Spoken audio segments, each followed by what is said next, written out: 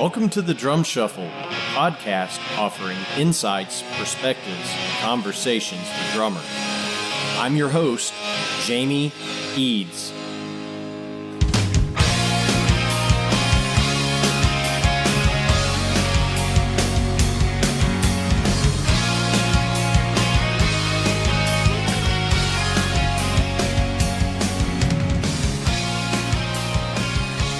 Hey everybody, how's it going out there? Welcome to the Drum Shuffle. Jamie Eads joining you as always. This is episode 48. Very special episode today, as all of the quick interviews you are going to hear today took place backstage at Nashville Drummers Jam 13 on Monday, December 17th. We have just a ton of folks that stopped by for really quick interviews all about Nashville Drummers Jam. So you're going to hear those right after this message from Los Cabos Drumsticks. The best kept secret for drummers is finally out. Los Cabos Drumsticks may look like the sticks you grew up with, but these are not your father's drumsticks. Los Cabos Drumsticks is Canada's #1 drumstick brand, and they are coming to a retailer near you. With operations in over 28 countries worldwide, thousands of drummers have already discovered the Los Cabos difference. Using FSC certified wood from Canada and the US, Los Cabos make the finest quality drumsticks, percussion tools, and accessories on the market. The best news, Los Cabos Drumsticks offers you a ton of choice. They have 22 individual drumstick models and 14 percussion tools, many of which are available in 3 different wood types: maple, white hickory, and red hickory. Red hickory comes from the center or heart of the hickory tree and has been independently proven to be both stronger and more elastic than white hickory without adding a lot of weight.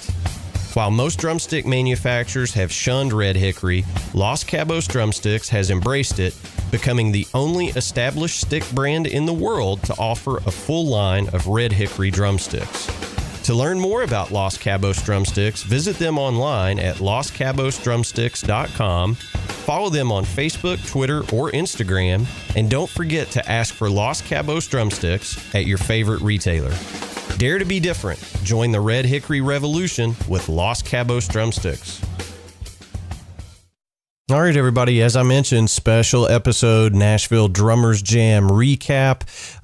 It had about 10 or 12 folks stop by for real quick interviews in the green room down at Mercy Lounge during Nashville Drummers Jam 13, a tribute to Joey Kramer. Most of the questions are going to be centered around Nashville Drummers Jam. As I was doing double duty, also providing some interview tracks for the video that the folks at Nashville Drummers Jam we're doing. What you hear on today's episode is exactly what was recorded. No editing, none of that stuff. So this was real, and it was very loud backstage in the green room. So I do apologize for that, but you will hear it was a really cool atmosphere to catch up with some of the great drummers in the business. First up is the co-founder of Nashville Drummers Jam and previous guest here on the Drum Shuffle, David Parks. All right, backstage at Nashville Drummers Jam 13 with co-founder David Parks. David, how's it going, man? Going good. I'm double doing everything right now. I'm texting Rick Malkin as I'm talking to you. Well, you're trying to put on a show tonight, right? Trying to. So, as you can see from the video, David stays very busy on Drummers Jam Day. Turning my phone off. You have been literally going since what time this morning? 7, 8? Wednesday. Okay. Well, that's Here, allow me enough. to open up my Monster it's Energy Monday. drink. It's Monday, by the way. So yeah, that's Monday. All right. So this is number 13 of the Nashville Drummers Jam. You guys have been doing these for quite some time. Tell us a little bit about founding Drummers Jam. A happy accident. It was a happy accident. Okay. I'll try to sum this up in the best way or simplest way possible. I've always thought of doing something of this nature because I've always thought Nashville has that camaraderie Sure. of drummers. You know, guitar players hate each other, bass players don't care. Singers got too big of an ego to be in a room with another person. So drummers have like a you could be at a show in Wisconsin or something with 13 bands, and all the drummers are from Nashville, and you don't even know each other, but all of a sudden you're best friends. Right. And I saw Brian Tishy's doing the Bonzo Bash. Right. So I thought, why don't we do something like that? And I thought, you second guess yourself, and you're like, oh, no, but it's stupid. We'll never get something like that in Nashville. And Jerry Gaskell had his heart attack and all that stuff, and then so we had one for him then, and I didn't know how to go about it, so I called Tom Hurst. I knew he was doing the loud jams, and I thought if anybody knew how to put these shows together, it would be him. So I got together with him, and he was like, oh, this is easy. We can do this in June. I was like, hold on, I didn't mean like really. I'm just kidding, he was like not even phased. He was like, oh yeah, we'll do this, no problem. This is what I do. I was like, oh hell, here we go. Like, so we did that one. The next one was Jerry again, because he lost his house in a hurricane, and both of them we gave all the money to him because he's a musician like the rest of us, and it's hard to get by. So we did King's X Music, both of those, and gave the money to him. And he, to his credit, he said he was taken care of from other ways, and he forwarded the money that we gave him onto other people. He asked to give it back. He said, hey, is there some way we can give somebody else? And I told him, I said, well, we're doing this for you, so we don't need a receipt on what you did with the money. You just take it and put it wherever you need it. And pay it forward kind of thing. That's awesome, man. So he did, and then we just started picking drummers. We went went ahead and got the Picaro, Bonham, and Peart out of the way because we knew that we were going to do those. Right. And Ludwig offered to build a replica kit on Drummers Jam 5 of the Neil Peart kit. Oh, okay. That's awesome. We were like, all right, how are we going to build this kit? Right. And if you heard Kevin Murphy that night, he's like, everybody on that side of the room bring even number toms. Everybody on this side bring odd number toms. And then he goes, everybody bring their cymbals. Right. And so we ended up like just doing that one. And when they built that drum kit, it raised it to another level. Like, oh, now we got to. Ludwig is like, okay, we're going to do a replica kit every time now. Right. Then they did one for Stuart Copeland, and then the Alex one, 7. I think that's the one that really put us on the map and really started everything, because Alex asked me through John Douglas, what replica kit is Ludwig building? And I said, your 78 Silver Sparkle 3-tom thing. And he goes, that's not a replica kit. And I was like, well, what do you want us to do? It's kind of already being built. And he said, how about I just send you mine? Wow. And then it just started. Then, you can go through the history books of that and what all he did, and donated money and donated all this stuff to the charity. And it just got, now there was this bar that we had to.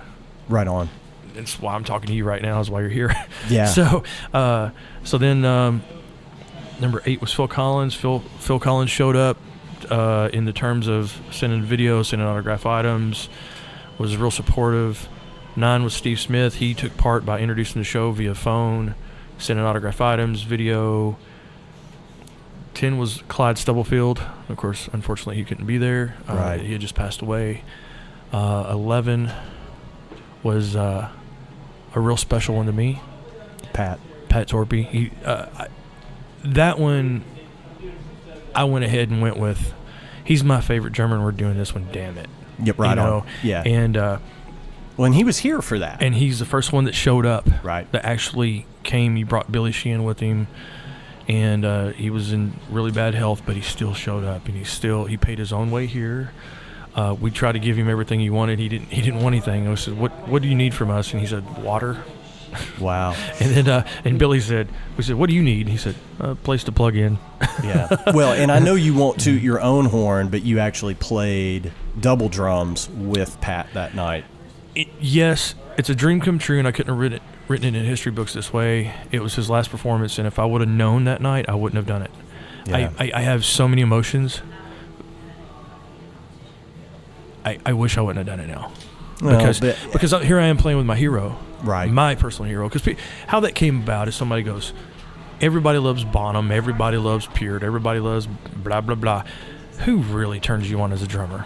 If anybody's listening to this right now, think about who really. Was it your percussion instructor in high school? Was it some band you saw one time in a bar? Or was it a band that wasn't really well known, or they kind of were? be honest with yourself, who really formed your drumming? And my immediate answer was Pat Torpey. I was like, oh my gosh, like just right out of the gate, just him. And I was like, I really wanted to do this one for him. And so when it come time to double drum, hey, and I do have a call in the show, so I'm like, man, I really want to do this with him. And he's like, yeah, let's double drum this song together. This will be awesome. And if I would have known it was going to be his last performance, I almost want to cry right now thinking I shouldn't have done that. And I feel bad about it right now, but there's no way I could have known. Right. I let myself off the hook that way, but it's like, gosh dang it, why couldn't I just given him his last?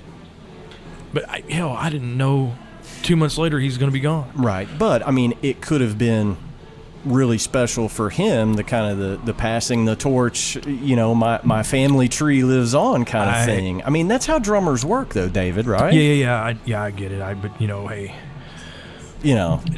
That man was so special to me and so formed, the way he formed my drumming, the things I got from him, he was so kind. Yeah. He told me, there's nothing that I won't do for this show. Yeah, that's he goes, awesome. I'll sign whatever, I'll meet and greet whatever, I'll fly in, I'll do whatever. And he really set the bar for us when you're working with other rock stars. Yeah. It's like, like rock stars. Nobody can tell me, well, I don't do that. Like, hey, let me tell you about Kent. Yeah. Yeah. We're going to find out if you're cool real quick or not. So, yeah. And, and for every one of these shows, I always give the artist the choice of where do you want this money to go? Because all these people are giving their time, and we always try to give the money straight to a charity or straight to somebody that needs it. Right. And I think our whole mantra is, if you can't help somebody, then why are we here?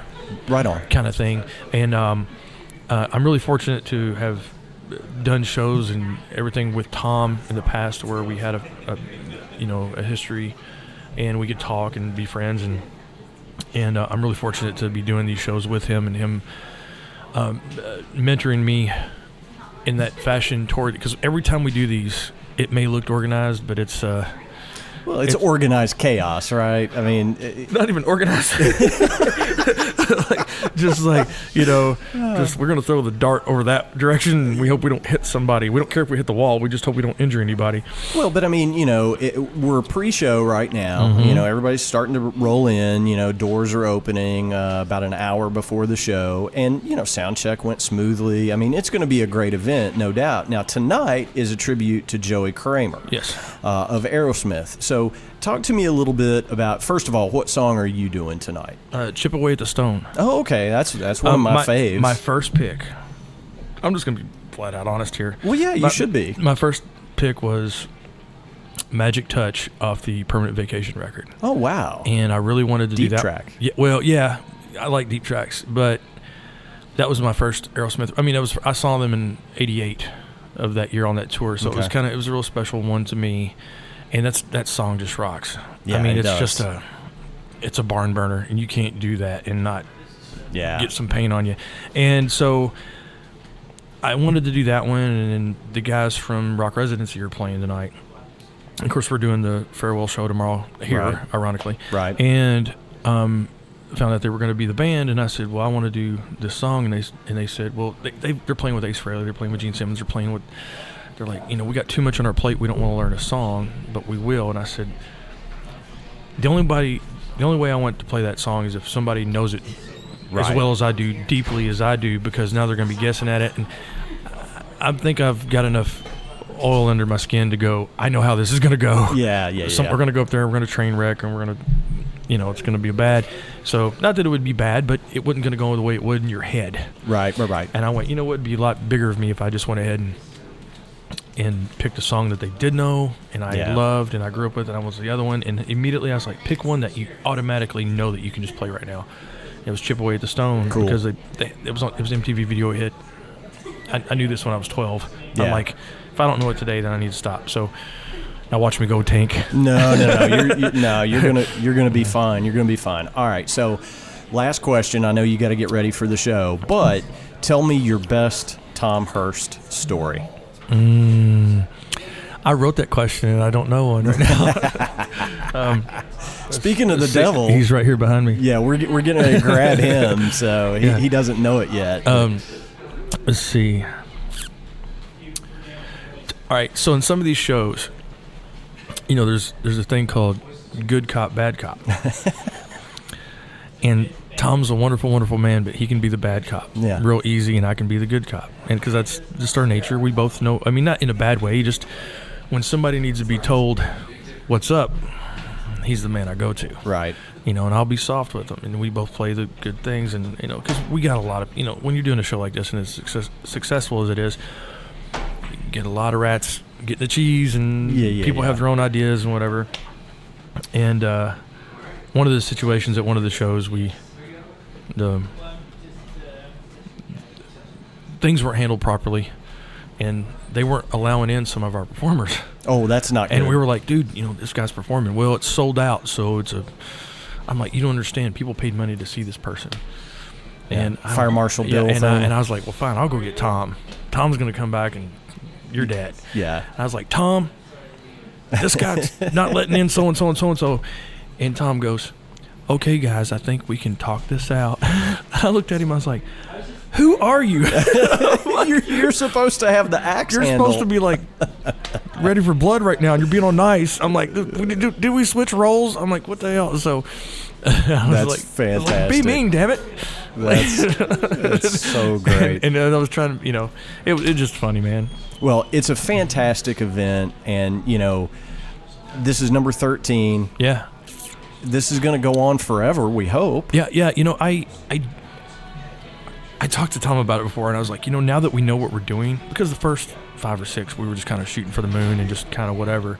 And thankfully, because of some of our sponsors and the support of the other drummers and people, it's turned into this, which I never would have dreamed of. But I think I wouldn't mind going back and doing some of the other ones and doing them the way we're doing them now. Like, go back. Knowing what you know today. Yes, yeah. Redo them. Go back and do another Porcaro. Go back and do another Copeland, or go back, especially like a Neil Peart. That was a deal now. Yeah. Because of that drum kit. That was, I think there's some still people lost behind that drum kit that we didn't find. But, I mean, it's like, you know, I think we can, I don't know, there's a lot of other drummers to cover. Let me put that. We could do this for a while. Yeah, for sure. But we want to do it properly and do names of drummers that draw, but also turn on drummers in a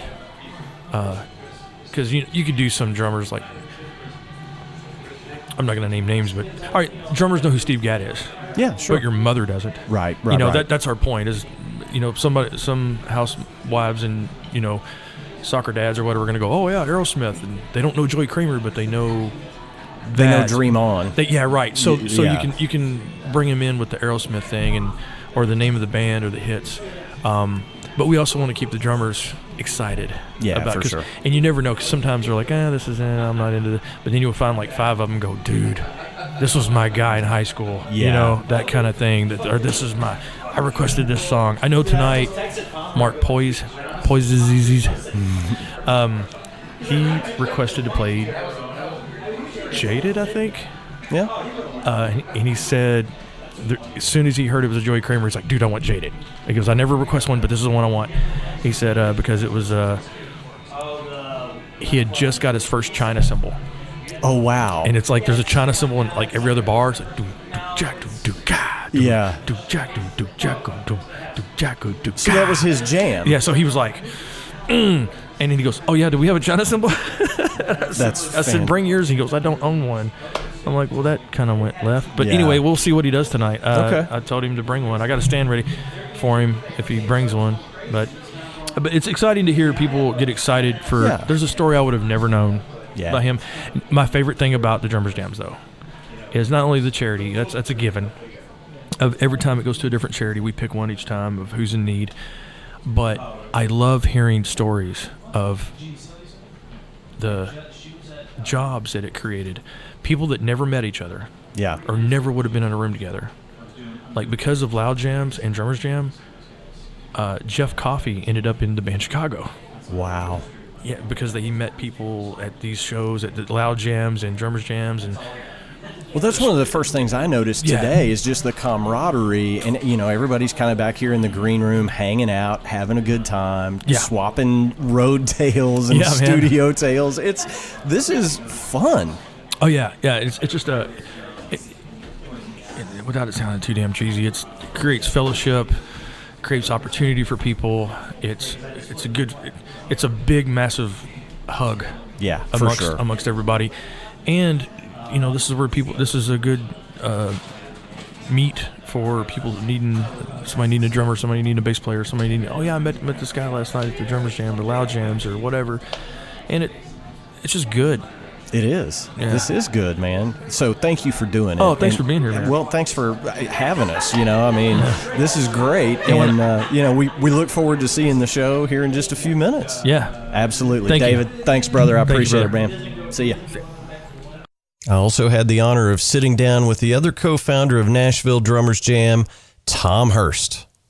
All right, backstage at Nashville Drummers Jam 13, I am joined by co-founder Tom Hurst. Tom, how's it going? Great. Good to be here, Jamie. Thank you. Thanks for stopping by. We appreciate it. So I had David a couple of minutes ago and kind of talked about the germination of Nashville Drummers Jam. It's just such a fantastic event. And the show's still, 45 minutes away, and I've had an absolute blast today. It's been fantastic. Well, thank you. Tell me your kind of side of the Nashville Drummers Jam story. I think David said, I'm thinking about doing this thing for Jerry Gaskell. Right.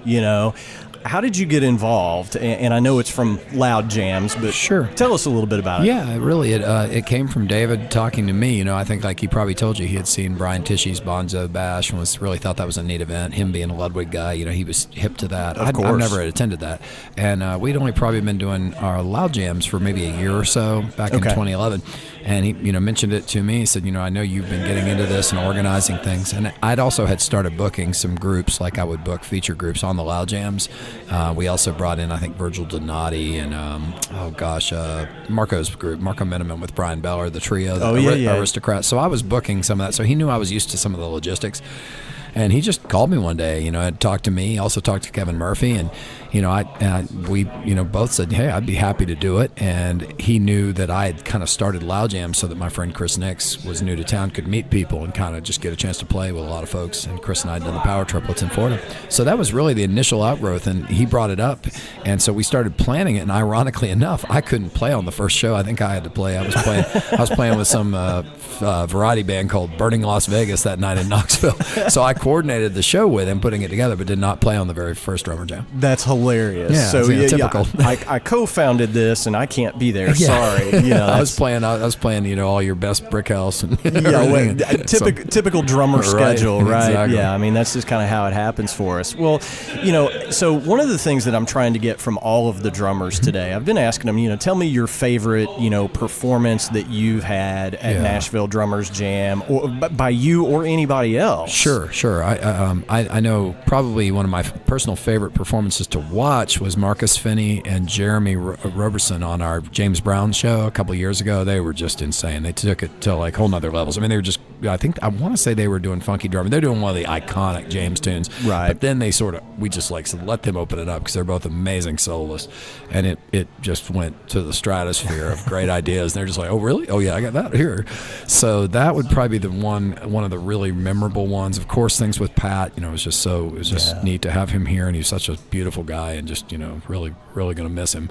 And then personally, the one that was probably the most frightening for me was the Neil Peart, because I kind of of course it was. Yeah, I bit off more than I could chew.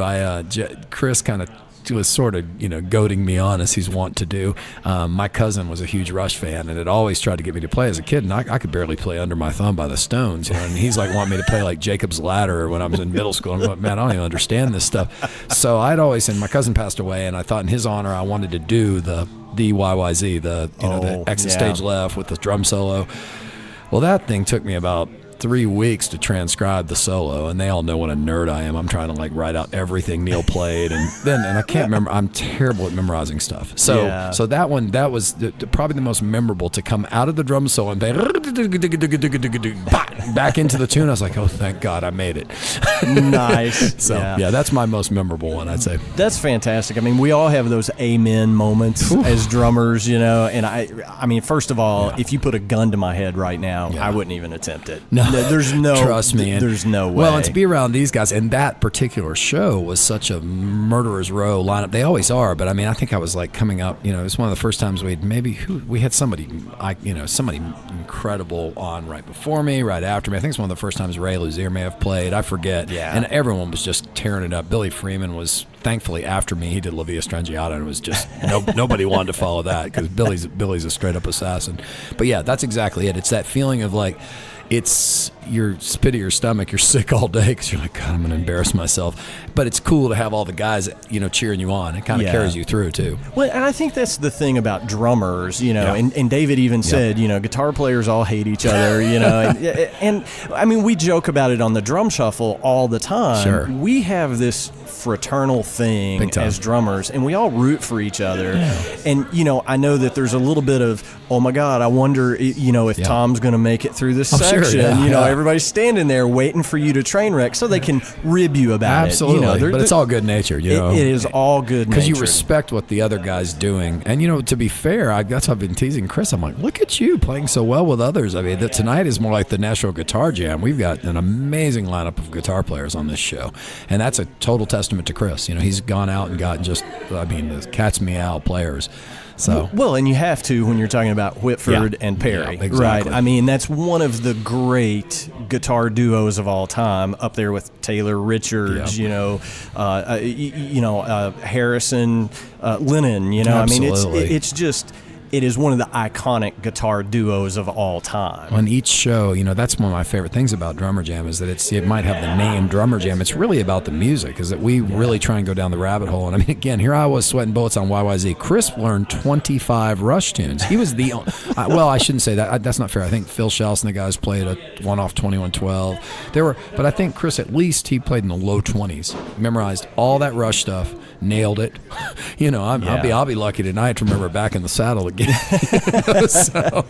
Well, I mean, I think it takes a special breed, and I mean, obviously, we're Nashville's the music city. Yeah. You could throw a rock out that window over there and hit a great player. Yeah, absolutely. You know, so I mean, that's what's cool about Drummers Jam, loud jams. Yep. It's all these guys that come together, and it's just such a, you know, the camaraderie is great. Yeah. You know, I was telling David, I've already had a blast, you know, already just talking with everybody. It's awesome. That's the thing. As the night goes along, you'll really see. I think that's the part that's so cool. Is there's so many things. Tomorrow night is the Rock Residency. They have their big finale. I mean, that thing's a who's who. It's been here at Mercy, and we've seen. I remember one time they had Gene Simmons come in. You know, surprise, unannounced, got up and played.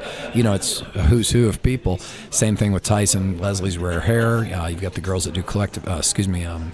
Soul Vibes Collective. There's just so much happening, and it's all high quality. When you go to the shows, and one person after another, you know, what's Hailstorm? You know, Lizzie Hale will be up there from on the residency, and so, you know, this is kind of special for us because those guys were involved with us in the early days. I think before they might have even started the residency, rock residency I'm referring to, and so it's neat to have them back as hosts. You know, and Jeremy and Philip and Ryan Cook. Yeah, you know, so but that's like you said, we are all fans of one another, and there's genuine admiration. And so it's just neat, you know, and that's how I always tell people, because David and I get it a lot. You know, we get a lot of, hey, how do I get on that? It's like, it doesn't really work like that. I said, it's a lot of friends. I said, you get invited. You know, I said, loud jams, just hit me up. I'll put you on it. Right. You know, Drummer Jam's a bit more of it was David's vision, and we just have a small circle of people who started, and then they bring in selected people like, you know, like we said, hey, we ought to have Chris Frazier, you know, from Foreigner, Whitesnake. And it is, like Chris points out, it's, you know, we're trying to raise money for charity. We got to get people through the door. This is a ticketed event. We try and put people who have a lot of marquee value. I always joke, I would definitely not be on this show if I didn't happen to coordinate it. You know what I'm saying? You're full of it. No, but you know what I mean. Yeah, it's like, I'm certainly not, you know, like, oh, playing for Taylor Swift halfway around the world, Matt Billingsley. You know, that's the level of player that we're putting on this. And so that's why I tell, you know, it's definitely not a matter of like, you know, there's so many great players. We'd love to have them. That's kind of what Loud Jams is for. We do that 8-9 times a year. Come on, you know, we got 20 spots every month. Right on. So Right on, for sure. Well, and I have to ask before we wrap up, I know you got to get ready for the show, but you got to tell me your favorite David Parks story, because I asked him the same question, and I'm going to make you refer back to the podcast or the video to hear what he said. Well, I happened to hear him going by. I know the one he's talking about with me over at Exit Inn. I know, and it's for once me normally who I'm the bull in the china shop, and I was actually being nice, but I'm normally the bad cop. David is definitely the nice guy. He's got a heart of gold. No, mine's not really as much Drummer Jam related. It's really just meeting David. Is that I met him on stage on the CMA Fest in 2000, I want to say 7. You have to double. I think it was. He was working with Locash, and I was with a guy named Trent Tomlinson, and we were just on. I think he just was finishing, and we were getting back in those days. You'd kind of A/B on the river stage, and I just remember thinking, man, this guy's a blast. He's spinning sticks, beating the crap out of the drums. He just has such a big sound, and I immediately liked him. I'm just watching him. He's a lot of fun, and I'm like, I hope he's as cool a person as he seems like as a player. And meeting him, of course, he's even more. He's just this big, lovable, huggy guy. Yeah. And so we were like instant buds, So that's kind of that's really my number one Dave.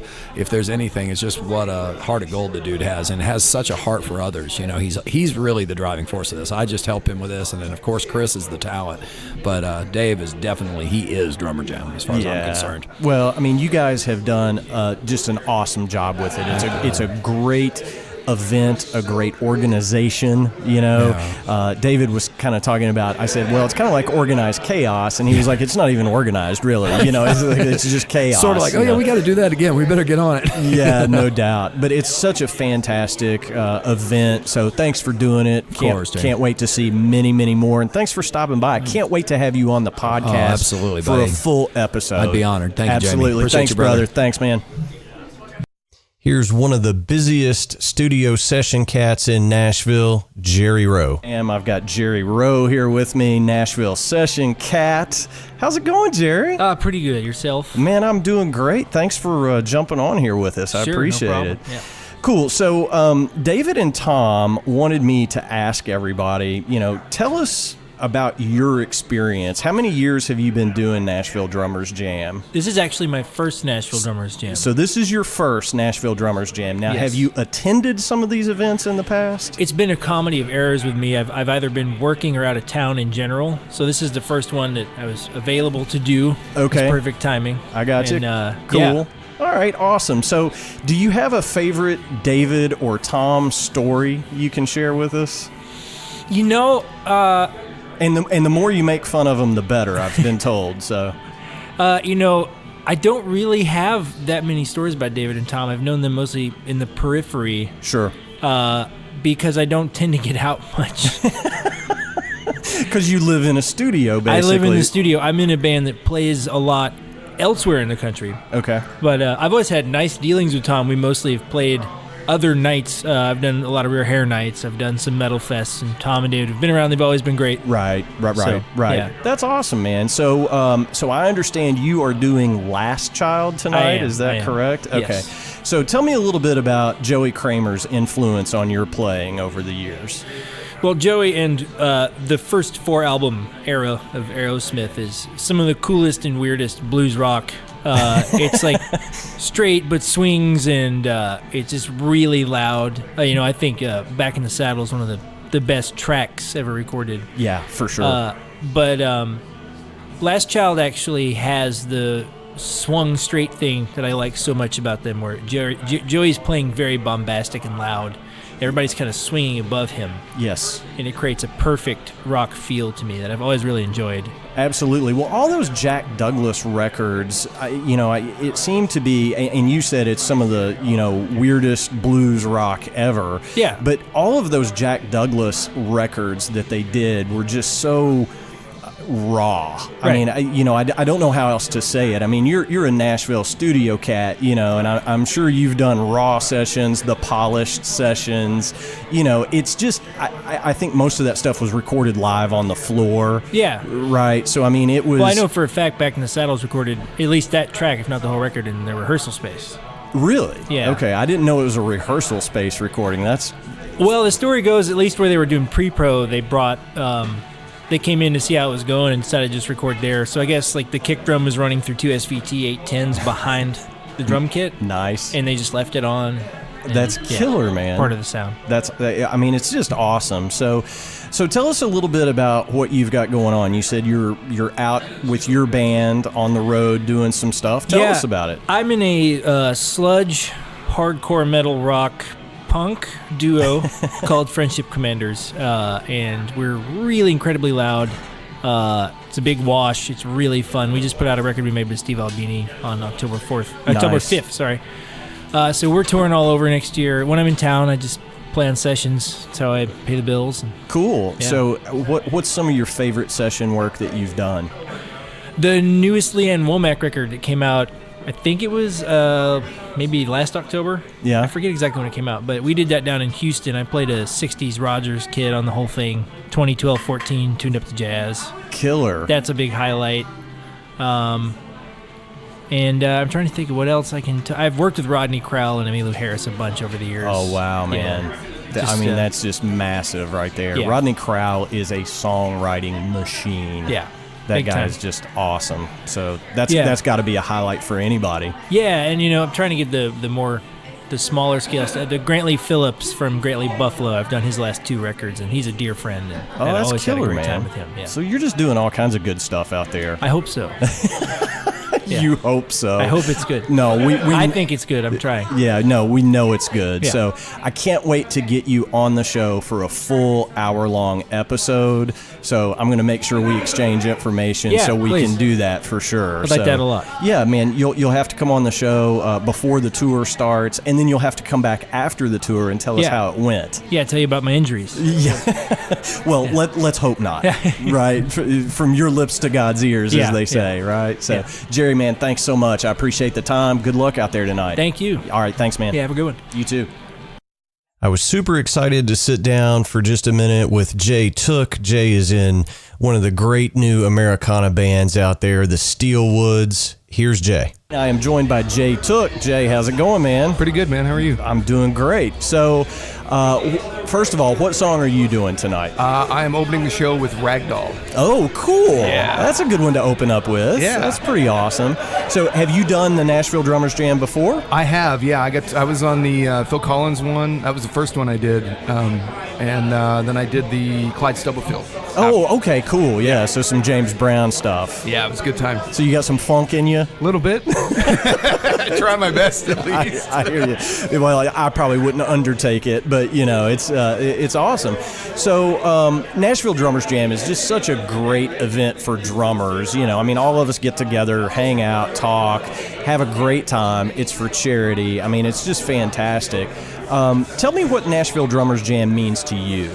Man, I'll tell you, I was telling this to my wife the other day. It's crazy because every time I've been asked to do it, I'm on stage with all these big name guys, and I'm a relatively new drummer to town, and I haven't been in Modern Drummer, I haven't been on the cover. So for me, it's pretty humbling just to be asked. Like it's pretty special experience for me. I really enjoy it. I'm happy to be a part of it. So. Well, certainly I'm never going to be on the cover of Modern Drummer, and I'm probably never going to play one of these things, but I'm excited just to take part, from the podcast angle. This is awesome. Yeah, it's cool, man. It really is. You're just back here in the green room, we're sitting around and seeing all these guys walk around, and you're just like, can't believe there's this much talent in one room. It's some pretty heavy company. It really is. It's pretty awesome. So tell me, and it can be you, it can be anybody, but what's one of your favorite performances that you've seen at Drummers Jam? Oh, man. There's so many. Dude, yeah, really. I tend to gravitate, I take pride in being what am I trying to say here? I love watching guys that are just laying it down like a heavy pocket. For me, really, the Phil Collins one was the best. Phil was such a big influence on my playing when I was a kid, and I tore that stuff apart. And Rich Redmond's, I can't remember what song he did on that, but him and I think it was Ray Luzier did one together. And if I got that wrong, I'm sorry, guys. But really, like that one for me, of all the ones that I've been to, pretty much the whole night was great because it's great songs with really simple but very musical drumming parts. I kind of view Phil Collins as this extension of what would Ringo do but louder and, dare I say it, a little more facility maybe. Ringo's a big part of my heart too. Sure. But pretty much that whole night, everything about it was amazing. Well, I can only imagine. You say Ray and Rich Redmond on stage together. I can't even begin to imagine. It was definitely the loudest song of the night. Oh, I'm sure. Yeah, well, I've heard that they make Ray go last because they have to change the heads when he gets done. I believe that. Just saying. I heard that through the grapevine. I'm not saying if it's true or not. So Ray, I'm sorry. So, do you have a favorite David Parks or Tom Hurst story? Well, it would be, I keep going back to that Phil Collins one, but if Tom and I had met through a mutual friend of ours not long before that one, and he and I had just gotten together at his place to have coffee and kind of get to know each other a bit like Tom does. He's so giving to, the newer guys in town and anybody that's moving here trying to do the thing. And, Tom just said, hey, somebody backed out. Do you want to come do Drummer Jam? And I was blown away. And I had this, but in my head, I was like, man, when I saw them introduce it, I was like, man, it'd be so cool if I could do Easy Lover. And I'm like, what song? And he goes, Easy Lover. And I was like, yes! Both those guys are so sweet and giving. Like, that's the big thing that you don't always find in an industry like ours where people are considerate and kind and take care of other people and are looking out for other people's best interests before their own. And that's a big thing about those two guys is that David and Tom, they give you the shirt off their back if they could, and anything that they can do to help, they will do, and I really respect that about them. Yeah, for sure. Well, and, it's a competitive business, For sure, yeah. Let's, we'll make no bones about it, because if you mess up a gig, somebody else will come in and eat your lunch. Basically. Kind of thing. But drummers have this special, camaraderie, and I've said this all day long today. This is just an awesome atmosphere, for anybody, not just drummers, just a music lover to come watch this show. For sure, yeah. It's amazing to get this much talent in a room, and everybody has a good time. There's no egos. Yeah, and that's the thing about drummers, I think, is that we're such nerds about what we do. We're an odd bunch. We hit things for a living. Yeah. So that's. Yeah. I think there's some camaraderie there in that we're a different breed of animal. I think there's something to that, Jay. You may need to try to trademark that or something, because there's something to that. There's a reason why there aren't 7 drummers in a band, right? Nobody else could be in the van or on the bus, right? Yeah.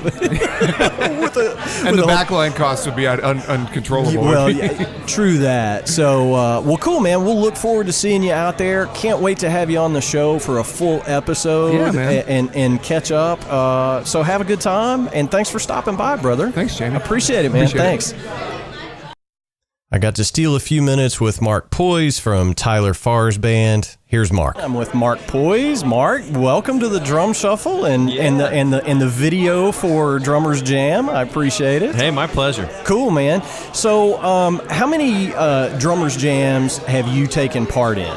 Oh my gosh, I should have thought about that today.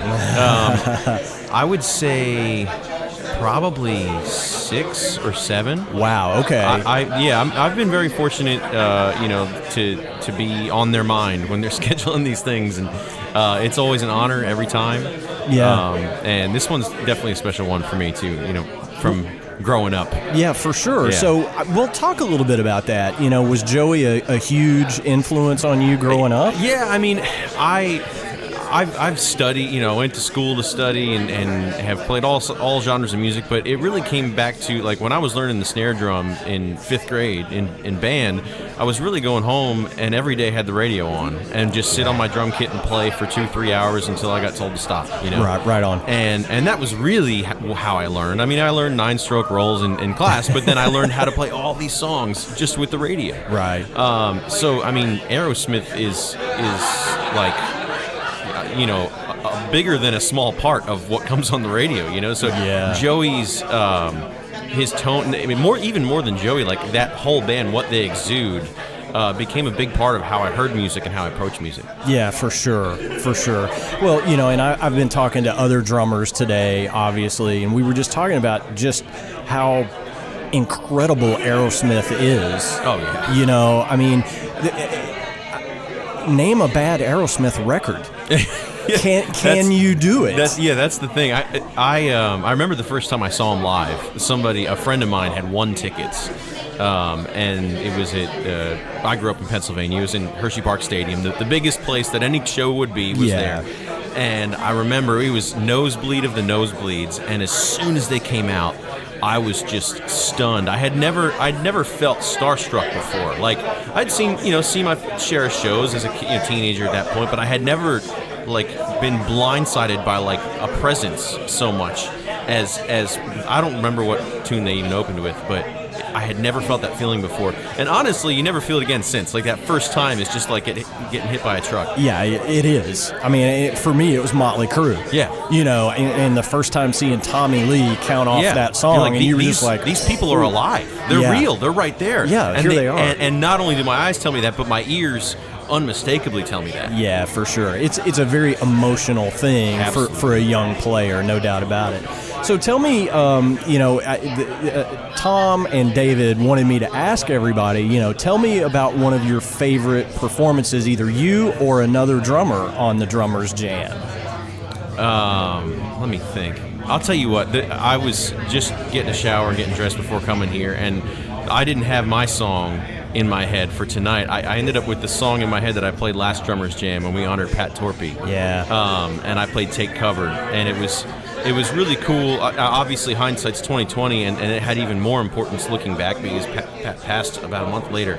But it was incredible because he, watched me play his part, and we talked about our mutual love for Dave Garibaldi, which was sort of what that part grew out of. Right. But Pat was in his own way an influence on me as well, even though Dave Garibaldi is also one. And that was just really special, and he said some incredibly kind words to me right as I came off stage. And that's something I'll never forget because of the personal element of it. That's awesome. Do you have a favorite Tom or David story? Now we're a PG-13. Yeah. No, I'll tell you what. This is all pure love here. I moved to Nashville about 5.5 years ago, and I was in town a week. I knew one person in this city, and the drum shop I used to teach at, Resurrection Drums down in South Florida, the owner called me up and said, "Hey man, I got a buddy up there, Tom Hurst. He's going to give you a call, and you guys meet up." So long story short, Tom calls me out of the blue and says, "Hey man, I just talked to Jeff Lee about you. We need to get lunch. Let's get today, tomorrow, let's get lunch." So we go meet Mitchell's Deli in East Nashville, and from that day forward, Tom has, purely based on the recommendation of a mutual friend, Tom opened up his whole world to me. And I credit that, that leads to other introductions, other opportunities, people hearing you play. He was gracious enough to put me on the Jeff Porcaro Drummers Jam. I forget whether that qualifies as 2 or 3 in 2013. He knew me for 2 months. He said, "Hey man, why don't you play a tune on this thing?" That's awesome. And I can't describe how much love I have for him and his big heart and all that he does. Because I'm a direct beneficiary of it. So that's the story. If I have to tell a story about Tom, that's the one I'm going to tell. Yeah, that's fantastic. Well, it's PG. That met our rating scale. Yeah, so no party stories here. Yeah, for sure. So, what does the rest of 18 look like for you, and how is 19 shaping up? What are you going to be doing? 18 is effectively done. I mean, this week I'm teaching a couple of lessons. I have 1 recording session, and that's it for the school year, so to speak.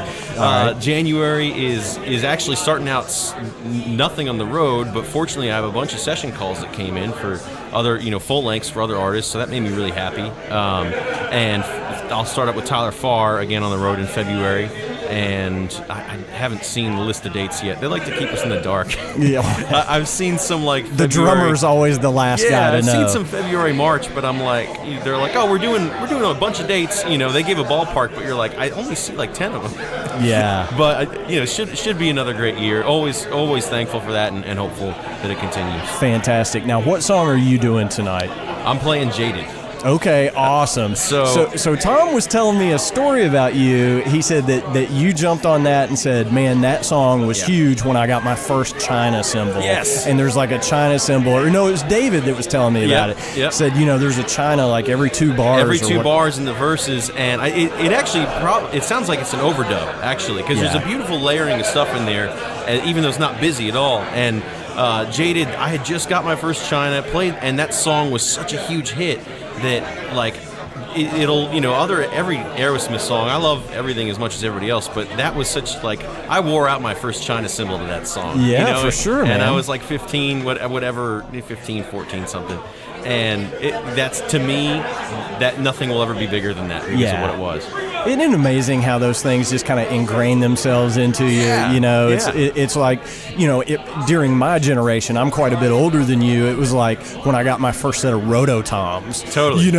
And you could do like Tom Sawyer, right? It's ingrained in us as players. Yeah, and you will always associate those tones with that song or songs forever in your career, So I've never requested a specific song with the Drummers Jam, but as soon as Chris Nix told me we were doing Joey Kramer, I was like, man, I don't think anybody cares about this song, but I love it. Could I please play Jaded? Unless Kingpin guy, right. There's several. It's like, well, if you want it, you can have it, but I'd love to play it, and I was so happy that there was no contest. Man, that's fantastic. Well, hey, thanks for stopping by. Good luck tonight. Thank you. I can't wait to have you on the Drum Shuffle for a full episode. I would love that. Absolutely, man. Thanks so much. Appreciate it. The man with quite possibly the biggest drumming gig on earth, Matt Billingslea of Taylor Swift. I am joined by Matt Billingslea. Matt, how's it going, brother? Going great, man. Good. How are you? I'm good, man. You enjoying some time off? How many dates did you do with Taylor?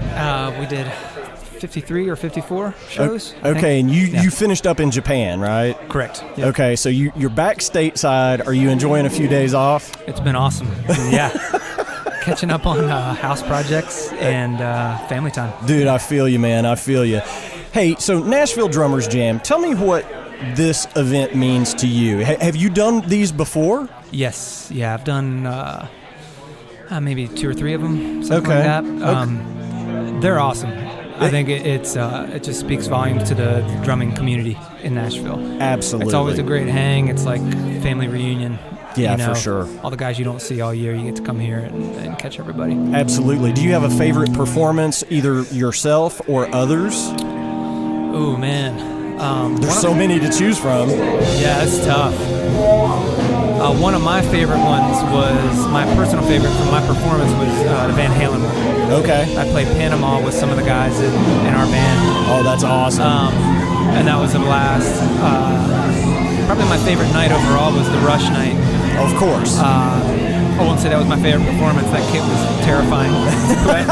It was big. Oh, yeah.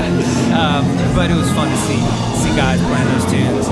Yeah, for sure. Yeah, man. just amazing. For sure. Do you have a favorite Tom or David story you'd like to share with us? Ooh, man. What comes to mind initially is Tom maybe still does or lives real close to me. Yeah. And I would see him and his son up at the local playground. And I'd be up there with my kids and we'd just hang and, talk and hang out. That was kind of the first time I started kind of really thinking about, like, man, this is, all these guys you meet when you're coming to town and you're young before you have kids and all that stuff. And then you just all kind of come up together. And then before you know it, you just, you know each other's families. You talk to guys that have had health problems. You talk to, all this stuff that you go through. You kind of take for granted that you've known these guys for 10 or 15 years. Yeah. And you just kind of forget the depth of that. Well, it's such a community. Yeah. I think that's what's so awesome about it. I've been down all afternoon, and it really is like a family reunion kind of thing, and I've said this to everybody, but us drummers just have this fraternity, and we're always down to help each other out. So it's a great event. So what song are you doing tonight? So I'm doing Train Kept a Rolling. Oh, no pressure. Yeah, so full disclosure, I didn't know this song. Really? Really? Yeah, I know.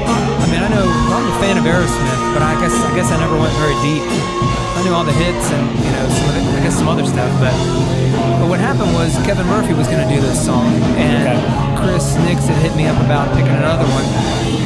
So I was trying to narrow down my list of what I wanted to play, and then Chris called and said Kevin had to cancel last minute. He was out, wasn't going to be home in time.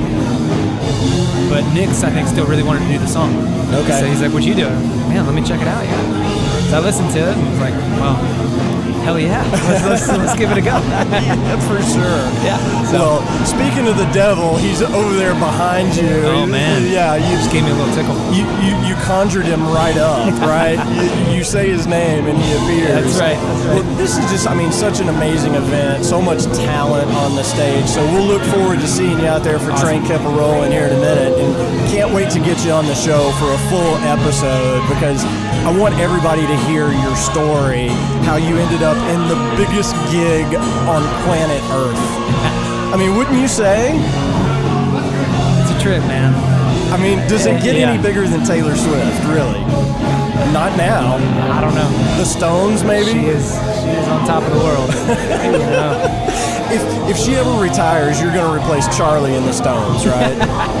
That's... Man, I don't know. I don't know if I can do his thing or not.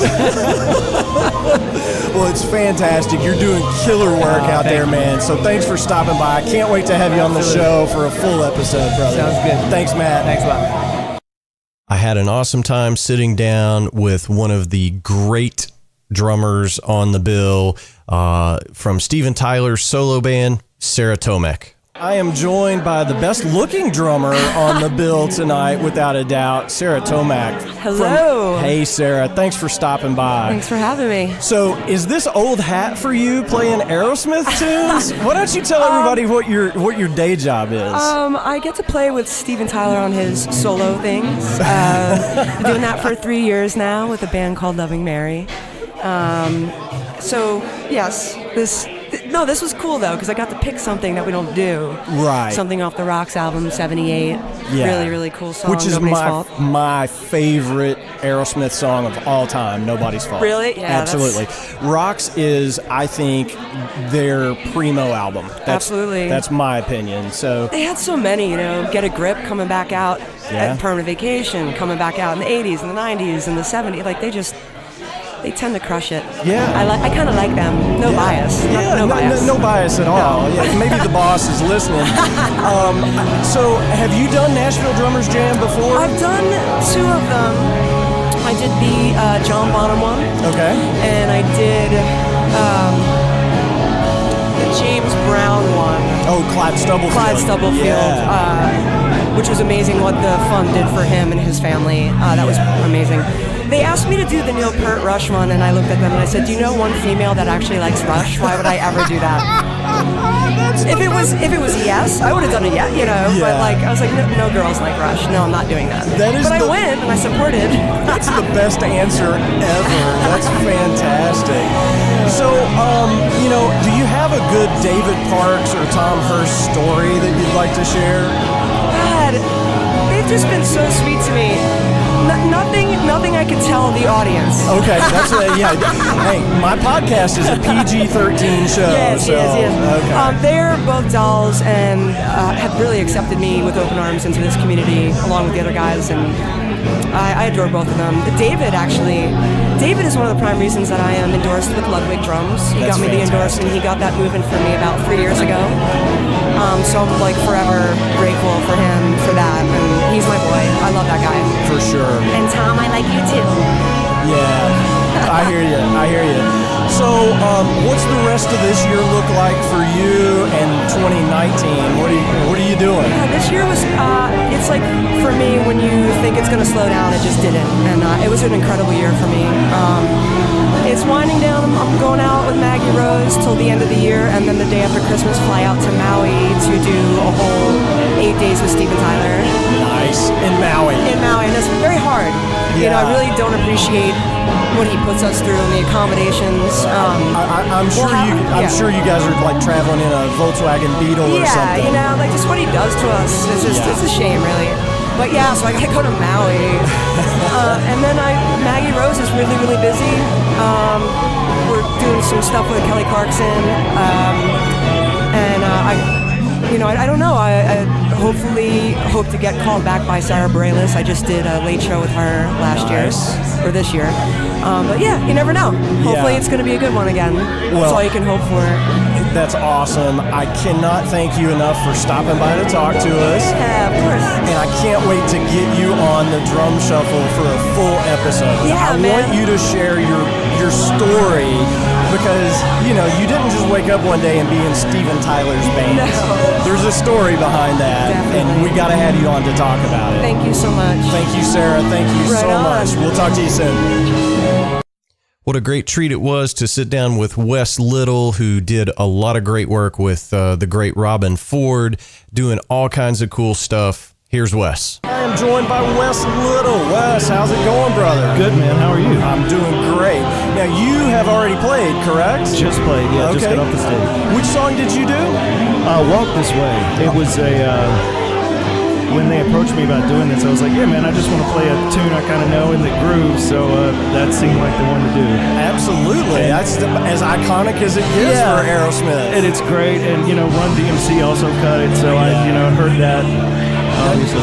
Yeah, it's fantastic. So now, have you done Nashville Drummers Jam before? Yes, I think I've done them all, which I'm really happy about. So you're the guy. Well, I might be, yeah. I don't know. Maybe that. You know what? There was a couple I didn't do. I think there was I didn't do the Stuart Copeland, so I take that back. Okay.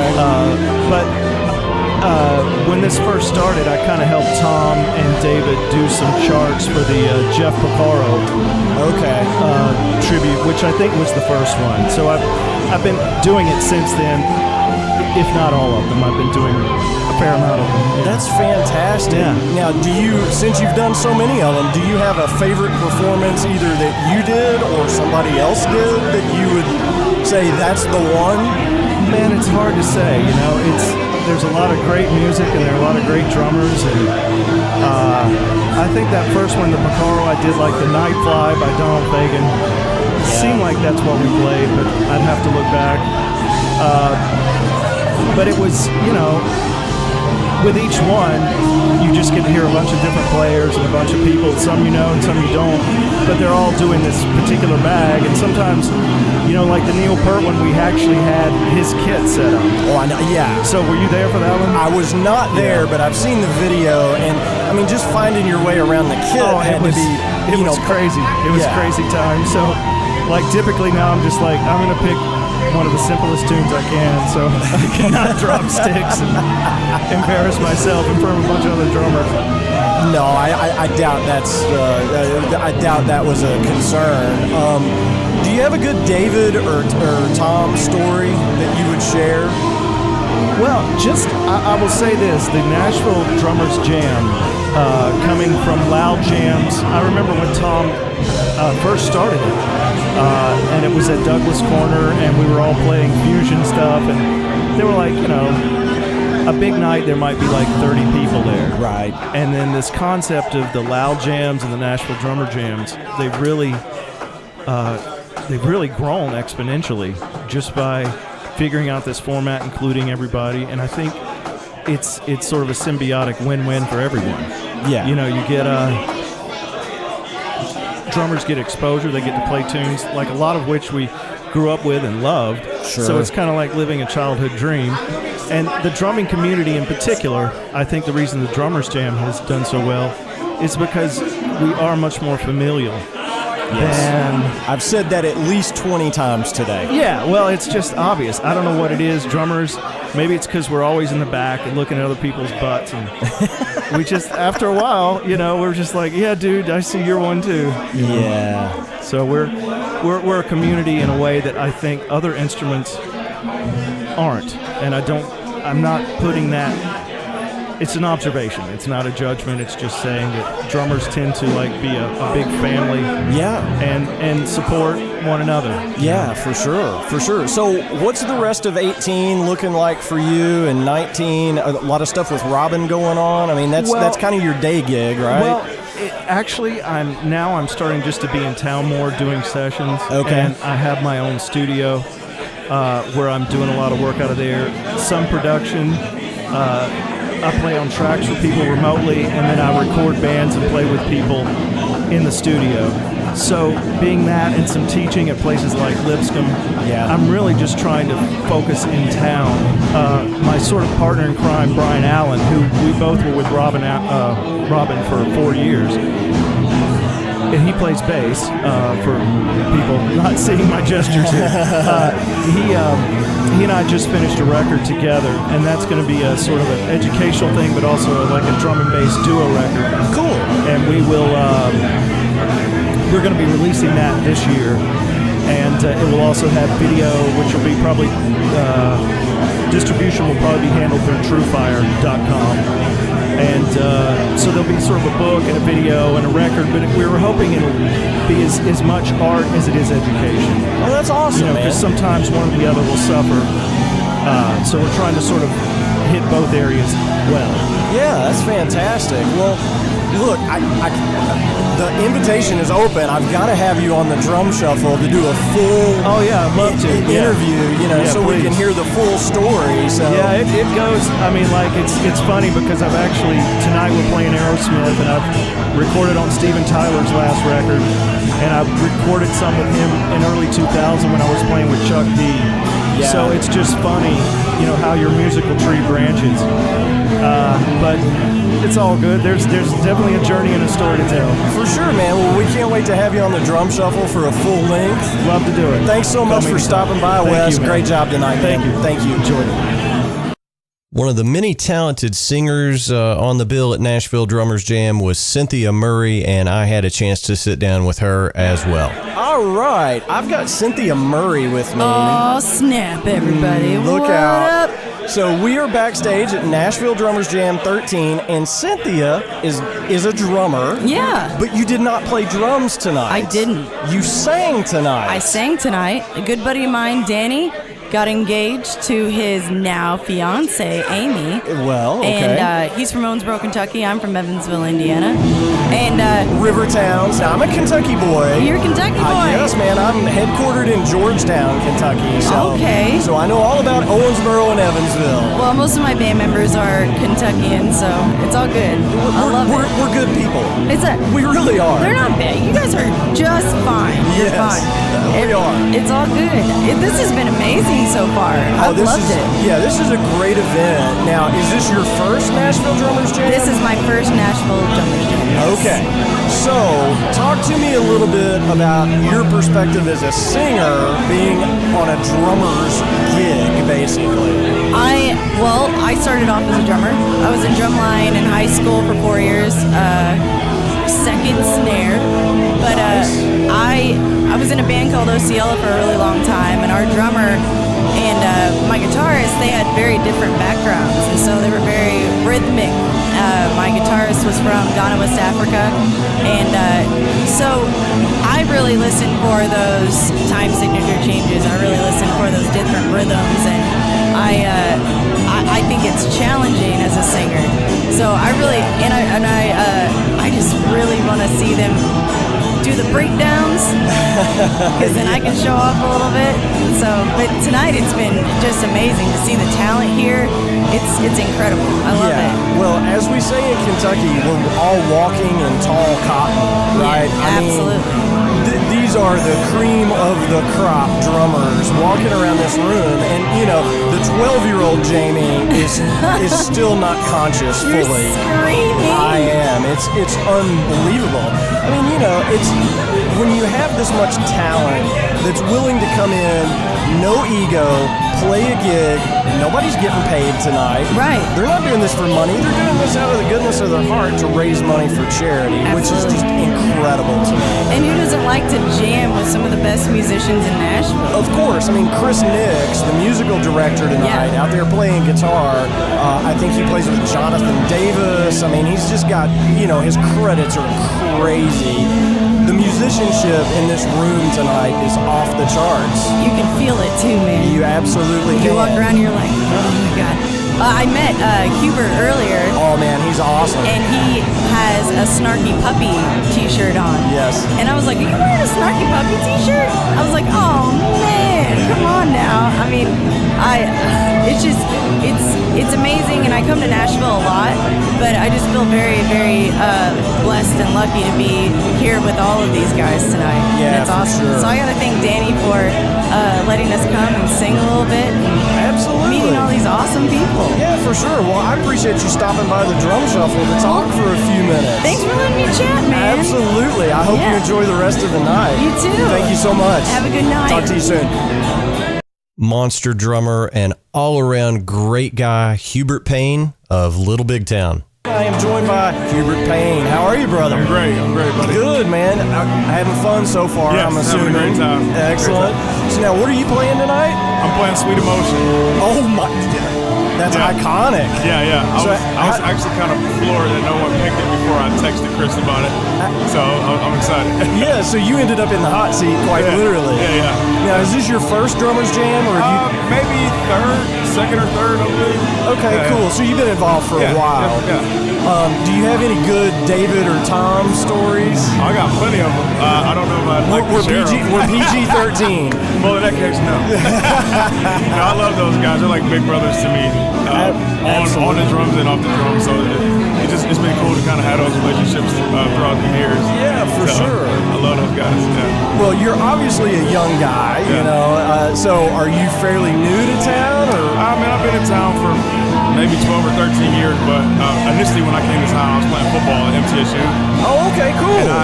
And I wasn't touring much. I was just kind of practicing a lot. And I moved to LA for a year. Went to school like in my late 20s. I kind of came back, but I've been, I would say, in the Nashville country scene for about maybe 8 years.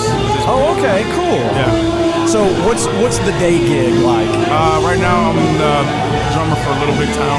Okay. So I tour with them, and thankfully I record on the records as well. So that's pretty cool.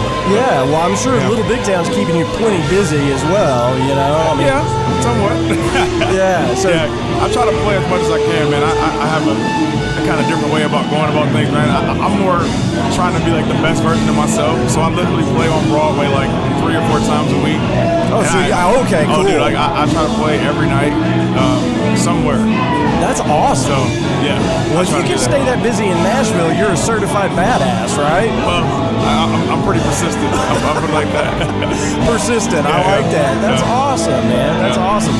So, with Nashville Drummers Jam being such a great event, do you have a performance that you've done or someone else has done that you would say that is it? I'm a drum fan of all these guys before I even got in the scene, so like it's hard to kind of nail down one. Yeah. I love anytime Mark Poiesz hits the drum. Jeff Marino, all those guys, Wes, I love them, you know. Yeah. Dave and Tom, both great drummers, you know what I mean? And it's just cool to kind of see my favorite drummers like Matt Billingsley, love him. Yeah. Love him. So, you know, and Keio Stroud's like my big brother, so it's just cool to kind of see everyone, you know, come together and be here this time of year. So. Absolutely. Yeah, this is great, man. It's fantastic. We've got to get you on the Drum Shuffle for a full episode. All right. Because I've got to know how you go from playing football at MTSU it's crazy. to being a professional drummer. That's pretty cool. Yeah, it's pretty nuts. Yeah, for sure. There's got to be a story there. Oh, yeah. So Tons of stories. Let's get you on the phone here real soon I would love to do that. and talk I'd love about to it. do it. Yeah. Awesome. Hubert, thanks, brother. Thanks, buddy. I appreciate it, man. Yeah. Another great treat for me was sitting down with the great Ray Luzier of Korn. I am joined by the great Ray Luzier of Korn. It's raging back here. Korn with a K, backwards O. That's right. Backwards O. Yeah, get it? That's fantastic. Ray, man, thanks for stopping by. I really do appreciate it. So, talk to me a little bit about Nashville Drummers Jam. What song are you doing tonight? I love this song. I love the Aerosmith record, Permanent Vacation. It's one of my favorite ones. And there's a song on there called The Girl Keeps Coming Apart. Oh, it's great. Yeah, there's a great energy to it. I love Joey's feel on that. I know that Tyler's a drummer, and I know he rides Joey a lot in the studio. So it's one of those things where I love that whole vibe of that record. That's definitely my favorite Aerosmith record. Yeah, it's fantastic. Yep. You know, I mean, I talked to Mike Frazier, who famously engineered that record, and he was like, dude, you just don't even understand what it was like tracking that thing. Yeah. It was like everybody just knew it was going to explode. Yeah. kind of thing, which is fantastic. Now, you've been involved with Nashville Drummers Jam for a while. I think this is my 4th or something like that. Okay. My band tours a lot, so I don't really. They were so nice, and they always ask me to do these, and they ask me to do all kinds of jams around town. And everyone thinks me out here like a hermit because I live in Franklin, Tennessee, and I'm on tour so much that I have 2 little kids at home. I glue myself to my kids when I'm home, so to come down here is it's a big deal for me to come out. yeah, man, I understand. I mean, when you're out on the road 200 nights a year, 250 nights a year, it's hard to get away from the house when you're there. I mean, I it really totally is. get it. My friends get offended. Man, we're at Bridgestone. Get down here. I'm like, dude, no offense. The last thing I want to do is go see a rock concert. Right, because I just did 250 of them. In the festivals we play, I get my fill of all the bands, and it's but I do come out every once in a while. Yeah, for sure, man. Well, it's such a great event, and I've said to everybody that I've talked to tonight, we're such a family, drummers. It's just such a fraternity, and man, I'm on cloud 9. I've been a drummer for 30 years, and I'm walking around with Ray Luzier, and I mean, just the talent in the room. Everyone's a bunch of brothers. It's like you won't probably catch a bunch of guitar players in a room like this. No, I mean, you know what I mean. Everyone's just brothers. Everyone's on different levels. We're on different, statues of our lives. You know what I mean? We all have stuff to learn, and we all keep growing. And we always root other people on. When someone gets a gig or someone gets a session, we're always like, dude, that's amazing. We're so happy. There's not a lot of ego attitude crap out here, which is, I came from LA after 27 years, and I've been out here about 4.5, and it's a totally different scene, man. People are actually genuinely, rooting for one another. And they don't do that in LA. They step on you out there. So I have kind of this shell over top of me because of that. I come from that way, not that you don't have to turn into a prick or a mean person, but you do have to put up some kind of defense or you get walked on. Well, yeah, for sure. Because music is competitive anyway, because everybody, there's 12 guys that want your gig today. Yeah. So you'd better haul the mail, or somebody's going to come in and take it. Absolutely. So it's, but this is just such a cool vibe. Do you have a good David or Tom story that you would like to share for our video that we're doing? David who? Parks. Oh, I thought, when you say David, it's David Lee Roth. So all of a sudden I go like this. What are you talking about, David Lee Roth? No, I respect those guys a lot. I respect the hell out of them. They've been nothing but open and warm to me since I moved here, and like I said, I don't hang much, so I don't have any stories because the only thing I do is these, Right. And I'll catch an occasional gig by one of them or one of my fellow drummers, but not really. Yeah, I hear you. Well, no, that's fine, man. It's all good. Right. But we're trying to do some video for those guys, to kind of just really keep pumping up Nashville Drummers Jam. Absolutely. We want it to keep growing and growing and growing. It's got to, and it's the cool thing about it is in LA there's a buzz on the Nashville Drummer Jam. Every time my band's based out there, so we're always on airplanes to LA, and it's so cool to hear the LA drummers going, dude, what's up with the Nashville Drummer Jam thing? And I'm like, they're really interested about it. What's that all about? And I'm like, dude, it's amazing because everyone gets together and everyone roots each other on, and the Van Halen one was the first one I did, and we actually used Alex's kit. Yeah. I mean, that's rad, man. Of course. Who wouldn't want to play on Alex's kit? No kidding. So, it's just a blast. Yeah, it's fantastic, man. Well, listen, hey, I know you got to get ready to play here in just a second. Thank you so much for stopping by. I've got to get you on the show for a full-length episode. Anytime, man, anytime. Yeah. I got a ton of stuff to blab about. Well, me too, but I think your story is so cool, and you've done so many awesome gigs. Thanks, man. I think there's a lot that you can share with drummers, so I appreciate it, we'll make that happen real soon. Awesome, man. Ray, thanks so much, Thank brother. you, brother. I appreciate it. Yep, all the best. I finally managed to wrangle the great Keio Stroud into a headlock and get him on the drum shuffle. Keio, of course, playing with Big and Rich, and has just done a ton of great work. Here's Keio. I'm joined by the great Keio Stroud right now. Keio, what's up, man? Hello, people. How are you? Everybody's doing good, man. So you've already played tonight. I played, yes. What did you play tonight? I played Falling in Love is So Hard on the Knees. Which is a great song. I love that song. It's fantastic. It's so much fun. So much fun. The later Aerosmith stuff, I think, doesn't get as much attention as it should because it's still great stuff. Oh, it's so good. Good. I like that record. That's the Nine Lives record. And it was so funny. It's I think that was 1996. So Yes. My obsession with MTV and MTV Spring Break for non-musical reasons led me to that was the premiere of that record. Right. They did a big promo push for that record, and it talked about it. And that was the single. I think that was.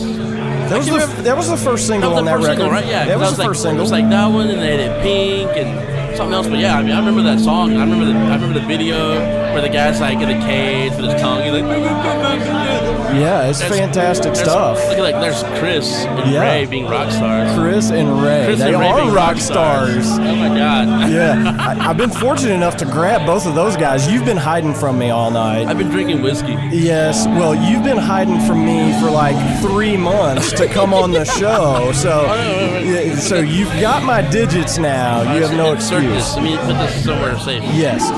So, all right. So you've been involved with Nashville Drummers Jam since pretty much the beginning. Yes. Yeah, I think I put the first one. I can't remember what the first one was, but I think I put the first one, yeah. Okay, so of all these Nashville Drummers Jams that you've done, do you have a favorite performance that you've either played or seen? Let's see.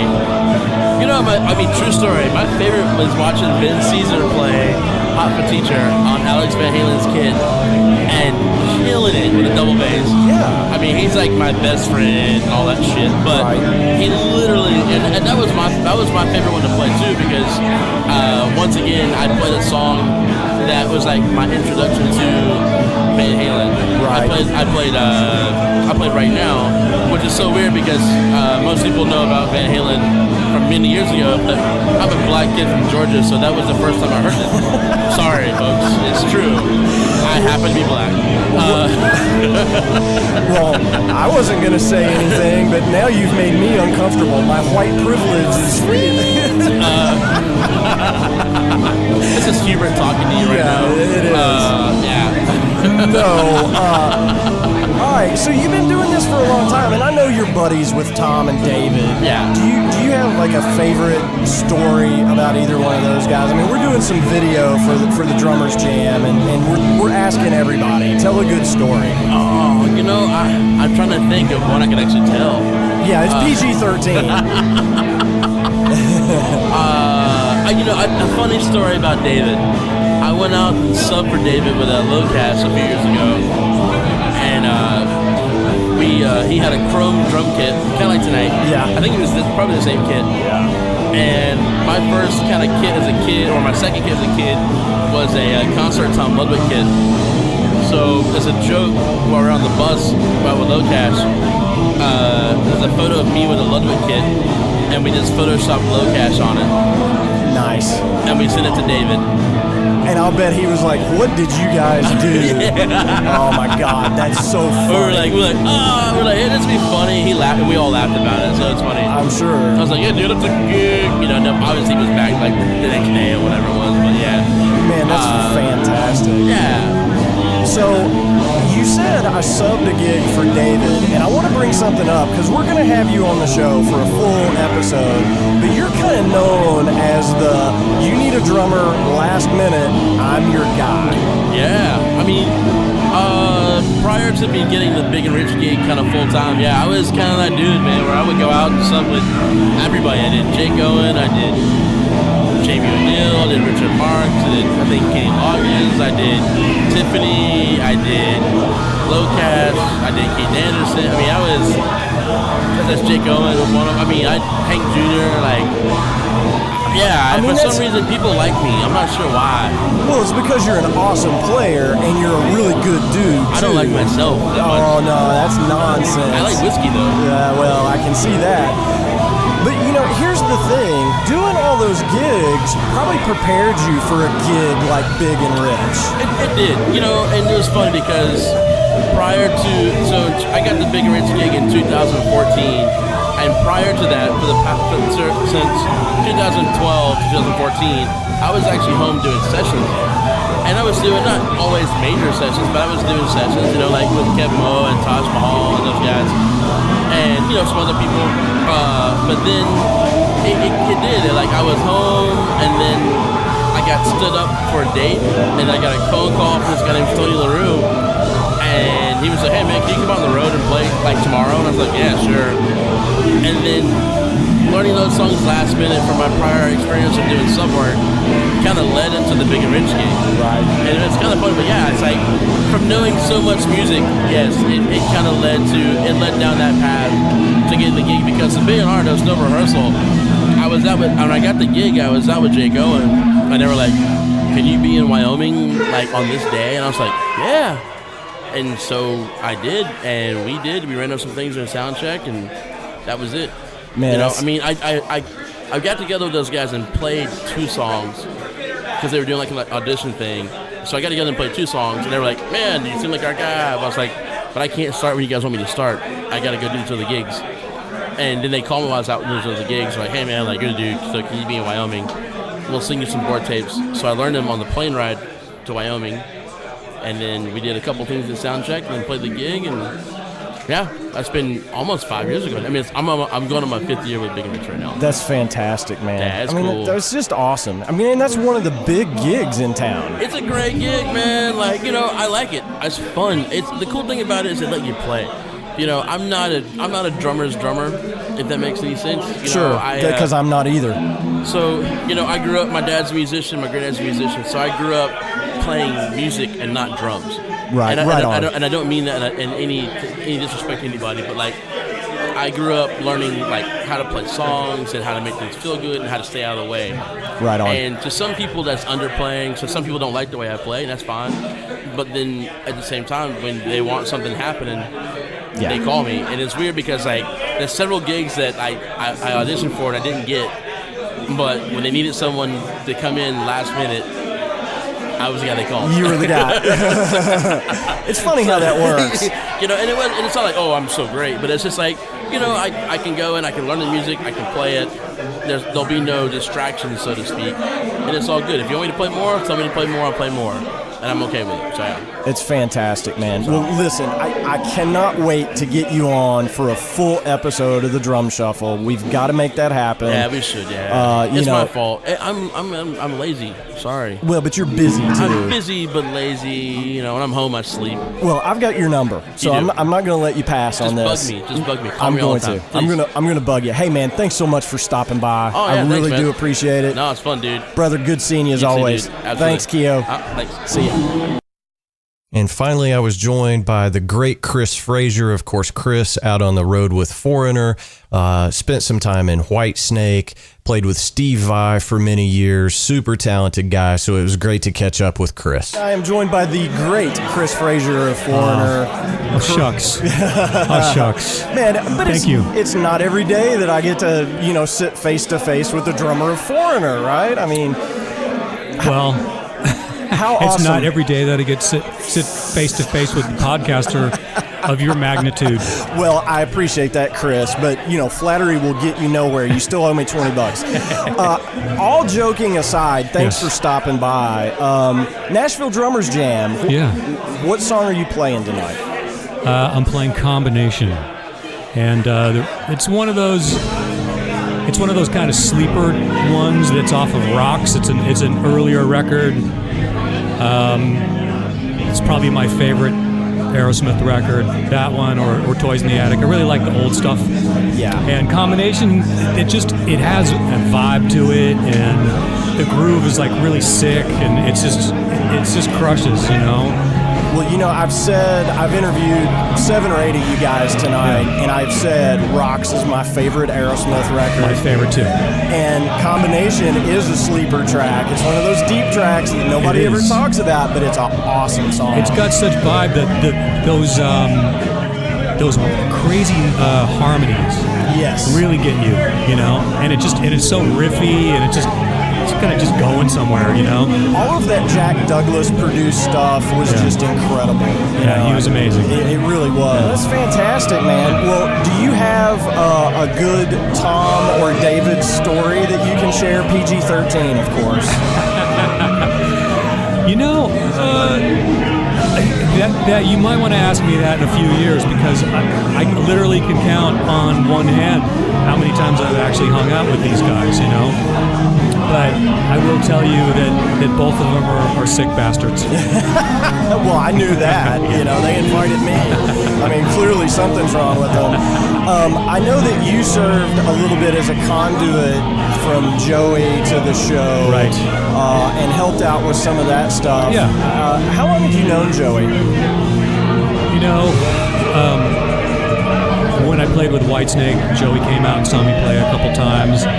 And he's come to see me play with Foreigner a couple of times. Well, he's not come out to see me play. There was like one time he came out because there was a tech that was really good friends with him, and Tech invited him, and he came out, and him and I became friends there. And, you know, we hung out. He's a great hang, and every time that we ever do a double bill anywhere, I always hang out with him. You know, we get along really well. We kind of, I don't know, man. He's my kind of people.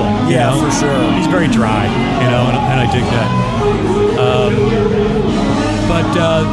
You know, I knew that this benefit was important, and so I kind of reached out and got him to commit to sending a drum head, a signed drum head, you know. He's really busy this time of year, so he couldn't make it. But, yeah, you know, for sure. Well, they're getting ready for that big Vegas residency here. Absolutely. He's probably getting ready to do that. Yeah, for sure. Yeah. So that's where the real money is, they tell me. You know, I don't know, but that's what I've been told. Yeah. So what does the rest of 18 look like for you, and how's 19 shaping up? Oh, man. You know, 2019, we hit the ground running again in mid-February. We have a couple of cruises that we're doing. We've got a European tour. We're got a lot of stuff that's kind of in the works that I'm not really. I haven't been given the opportunity to really talk about it yet. You know, they sort of like have to give me the okay before I can start saying stuff. You know, but a lot of good stuff in the works, definitely. That's awesome. Tell me, and I know you got to get ready to play, but what's it like sitting down every night playing in Foreigner? I mean, that music is it's such a part of everybody's life. You know, when all those hits were on the radio, I was in like junior high school and high school. I think Feels Like the First Time came out when I was in 10th grade.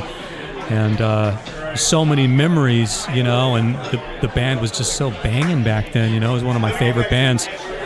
And it's kind of a dream come true going out there and playing the songs with Mick, you know, every night. And actually having a relationship with him and being friends with him and everything, you know. It's one of those things that you kind of got to pinch yourself every time, you know, and count your blessings, you know. I'm very, very lucky. I'm very fortunate to have played with a lot of like very iconic people. Oh yeah, David Coverdale. I mean, David Coverdale, it's just Steve Vai. Yeah, very, very iconic. You know, Edgar Winter. Yeah, you know. I don't want to throw Eddie Money out there, but he is iconic. He is iconic. He's more of a comedian now, but I mean, he does have a huge, you know, library of #1 hits. Oh, his catalog is ridiculous. You got to hand it to him. Yeah, for sure, man. Absolutely. I mean, I can only imagine, you know, I've been a drummer for 30 years. I can only imagine sitting down with any of those artists and playing with them and going, oh my God, I'm getting paid to do this. Every time I get one of those gigs with somebody that was my hero. I mean, like Edgar Winter, that's the first record I bought. When I was 6 years old, I went and bought They Only Come Out at Night because Frankenstein just blew my mind. Of course. It was one of the reasons why I started playing drums. I just learned that whole Chuck Ruff drum solo, and it's everything. The rest is history. I mean, you know, it's sort of very iconic for me. So when you get to the point where you're playing with him for a decade, and his wife is like, you know, giving you a bottle of champagne for Christmas, right. You know what I mean? It's just like, what just happened? Jesus. Yeah, what just happened? After a while, you have to pinch yourself, you know. I've been very fortunate. Awesome. Very, very fortunate. Well, man, thank you so much for stopping by for a couple of minutes. We've got to get you on the show for a full-length interview, Absolutely. A full episode. I'm going to give you my card right now. I'm going to give you my card right now and make this thing happen. Chris, brother, thank you so much. Have a great song out there tonight, man. Thank you. All right, everybody, that's going to wrap up episode 48 of the Drum Shuffle. It was our special recap of Nashville Drummers Jam 13 from December 17th down in Nashville, Tennessee. Thanks so much for tuning in. We really do appreciate it. I hope each of you has a very Merry Christmas and a Happy New Year. Of course, we are off next week. I will be coming back to you with a new episode on January 5th. I will be joined by certified drum god Marco Miniman at that time, so you're not going to want to miss that. So go ahead and hit subscribe on whatever platform you're using to listen in. We really do appreciate it. We love to hear from you throughout the week. Keep your emails coming to thedrumshufflepodcast@gmail.com. Our web address is thedrumshuffle.com, and you can find more information on me over at jamieeads.com. Again, Merry Christmas, everybody, and until next time, may your head stay strong and your sticks never break. Cheers!